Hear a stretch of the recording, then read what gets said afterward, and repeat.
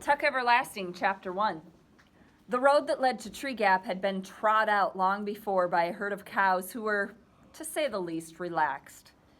It wandered along in curves and easy angles, and it swayed off and up in a pleasant tangent to the top of a small hill, ambled down again between fringes of bee-hung clover, and then cut sideways across the meadow. Here its edges blurred. It widened and seemed to pause, suggesting tranquil bovine picnics, cows chewing. Slow chewing, thoughtful contemplation of the infinite, and then it went on again and came at last to the wood. So talking about the road, okay, to Tree Gap. It was trod out by cows long before people ever made that road, okay? But on reaching the shadows of the first trees, it veered sharply. It swung out in a wide arc as if for the first time it had reason to think where it was going, and it passed around. On the other side of the wood, the sense of easiness dissolved.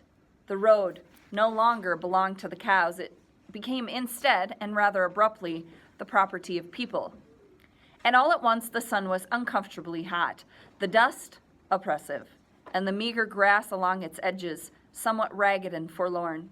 On the left side stood the first house, a square and solid cottage with a touch-me-not appearance, surrounded by grass cut painfully to the quick. Okay?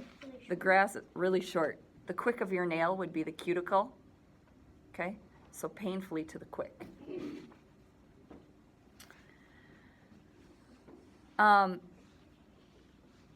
And it was enclosed by a capable iron fence, some 4 feet high, which clearly said, "Move on, we don't want you here." So the road went humbly by and made its way past cottages more and more frequent, but less and less forbidding, into the village. But the village doesn't matter, except for the jailhouse and the gallows. You know what gallows are? Anyone? Okay, it's a platform, William. Aren't they like, so criminals go up to that platform and they lock their head in arms and this It's they go up to the platform and they actually get noosed or hung. It's the punishment for bad crimes. That's how they served them their justice, death.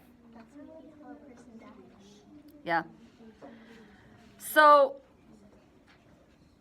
the first house only is important. The first house, the road, and the wood. There was something strange about the wood. If the look of the first house suggested that you better pass it by, so did the look of the wood, but for quite a different reason. The house was so proud of itself that you wanted to make a lot of noise as you passed and maybe even throw a rock or two, but the wood had a sleeping, other-world appearance that made you want to speak in whispers. This, at least, is what the cows must have thought. Let it keep its peace. We won't disturb it.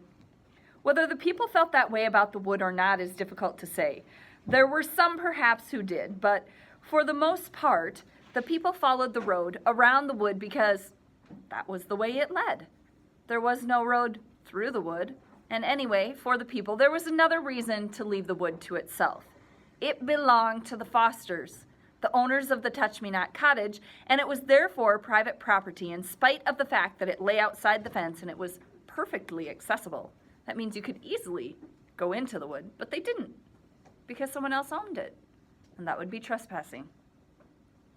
The ownership of land is an odd thing when you come to think of it. How deep, after all, can it go?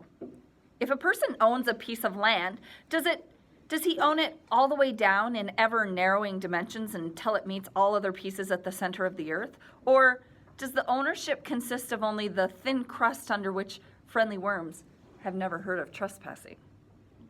In any case, the wood, being on top, except of course for its roots, was owned bud and bough by the Fosters in the Touch-Me-Not cottage. And if they never went there, if they never wandered in among the trees, well, that was their affair. Winnie, the only child of the house, never went there, though she sometimes stood inside the fence, carelessly banging a stick against the iron bars and looked at it, but she had never been curious about it. Nothing ever seems interesting when it belongs to you, only when it doesn't. And what is interesting anyway about a slim few acres of trees? There will be a dimness shot through with bars of sunlight, a great many squirrels and birds, a deep, damp mattress of leaves on the ground, and all other things just as familiar, if not so pleasant, like spiders, thorns, and grubs. In the end, however, it was the cows who were responsible for the wood's isolation. And the cows, through some wisdom that they were not wise enough to know that they possessed, were very wise indeed. If the cows had made their road through the wood instead of around the wood, then other people would have followed that road. And the people would have noticed the giant ash tree at the center of the wood.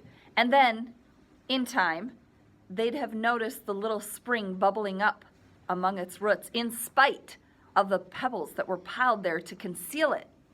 And conceal means hide. And it would have been a disaster so immense that this weary old earth, owned or not, to its fiery core, would have trembled on its axis like a beetle on a pin.